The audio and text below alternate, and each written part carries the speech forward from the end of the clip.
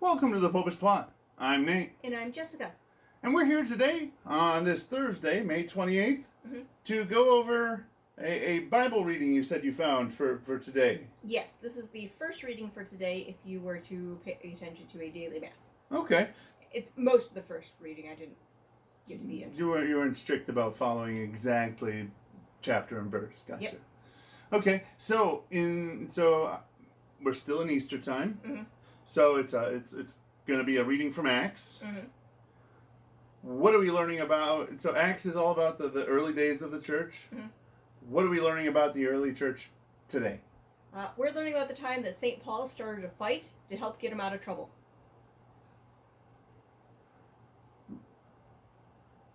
Really? Yes. Okay. So St. Paul started a fight. Mm-hmm. The reading is going to start in Acts 22 with verse 30, which is the last passage in that chapter. Okay. And continue on in chapter 23 up through verse 9 because they didn't have chapters and verse when they wrote the Bible. And so we have just one verse here all on itself that clearly goes with the chapter afterwards. Yes, originally it was one long it was one long piece of writing that was just on a piece of parchment or some other material similar to parchment, and chapters and verses didn't actually get created for any of the books of the Bible until much later, when people wanted to be able to more concisely locate what they were talking about. Yeah, I can't imagine how people went and figured out where they were going in Isaiah before that. I know, right? I mean, at least with the Psalms, they're broken up because they're separate little things, but Yeah. But anyway, so starting in verse 30, the next day, as he wished to find out the real reason why he was accused by the Jews, he loosed him and ordered the priests and all the Sanhedrin to assemble, and taking Paul forth, he placed him in front of them. Then Paul, looking steadily at the Sanhedrin, said, "Brethren, I have conducted myself before God with a perfectly good conscience up to this day." But the high priest Aeneas ordered those who were standing by him to strike him on the mouth. Then Paul said to him, "God will strike thee, thou whitewashed walls. Dost thou sit there to try me by the law, in violation of the law, ordering me to be struck?" But the bystanders said, "Dost thou insult God's high priest?" And Paul said, "I do not know, brethren, that he was the high priest, for it is written, Thou shalt not speak evil of a ruler of thy people." Then Paul, knowing that part of them were Sadducees and part of them were Pharisees, this is the important part for how he starts the fight, cried out in the Sanhedrin, "Brethren, I am a Pharisee, the son of a Pharisee. It is about the hope and the resurrection of the dead that I am on trial." And when he said that, there arose a dispute between the Pharisees and the Sadducees, and the multitude were divided. For the Sadducees said there was no resurrection, and that there are no angels or spirits, wherein the Pharisees believed in both. So there was a great uproar, and some of the Pharisees got up and began to insist, saying, "We find no evil in this man. What if a spirit has really spoken to him, or an angel?" See, I love all the parts of the Bible where it talks about how the Sadducees did not believe in the resurrection. Mm-hmm. That's why they were sad, you see? Yes. So the rest of it is basically him getting let out before they're worried about him being torn to pieces from the fighting. Yes. So this was after he'd gone and become a witness for Jesus. Mm-hmm. He's been all around the world. He's come back to Jerusalem. Yes, maybe not.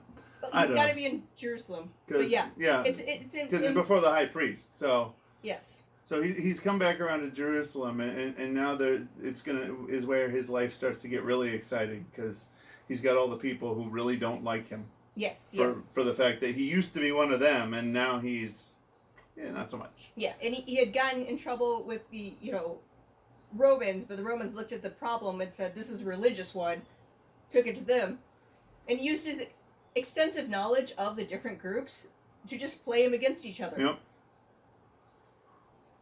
That is actually quite fantastic. How just if I say the right words, they're both going to be too busy fighting with each other to even worry about me. If it hadn't been for the fact that he was probably to at least some degree restrained, he probably could have just gotten up and walked out. If he got them riled up enough. I mean, well, it was a mob at that point. yes. And although this is not a case where his eloquent speaking about what he knows about the people resulted in them being converted. He did have all the Pharisees state that just because we're against the Sadducees with their we don't believe in the resurrection and spirits and stuff, we're going to be like, well, maybe nope, he he's was fine. Right. He did get, the majority of the group to agree with him because Pharisees were the large group. So remember that if you're going to go and preach a message that's not going to be entirely popular, try to make sure you know all the types of people that you're going to be preaching to. That way, if actually, to be honest, that makes complete and perfect sense with one of the most valuable lessons I've ever been taught. Okay. Which is to make sure that you know where the people that you're going to be talking to are coming from before you try talking to them. Mm-hmm. Otherwise, you may very well go and say something that would insult them. Or you might say something that just really doesn't hold any weight with them at all. Yes. If this was a bad evangelization, we can point to the number of times when people have tried, arguing, but what about this? And it's something that group doesn't even care about. Yeah. We've never thought about this. This is not our concern. And then when you try explaining how it's important, we're like, yeah, we still don't see it. Yeah.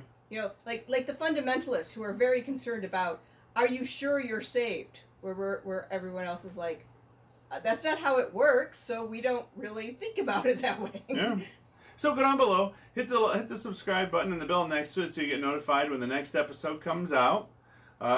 We're getting really close to the end of Easter, so make sure you're getting all your Easter viewing in while you can. Although realistically, if you come back after Easter, it'll all still be there. So yes, I don't know. You decide. Maybe you need to do it real quick. Maybe you need to take your time. Hit that like button because hopefully you feel that this is something that other people could benefit from, and you want to do everything you can to help this reach more people. And until next time, remember to live your faith. Love your faith. And share that love.